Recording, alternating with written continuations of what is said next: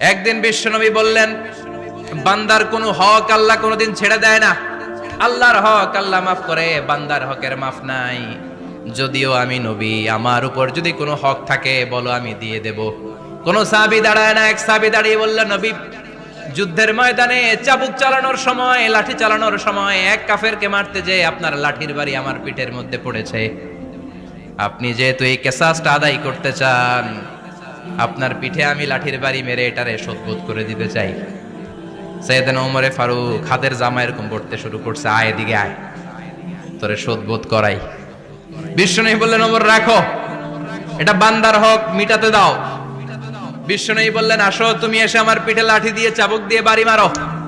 সাহাবী বলে, ও নবী, তখন দুর্ভিক্ষের সময়ের যুদ্ধ ছিল, আমাদের গায়ে জামা ছিল না।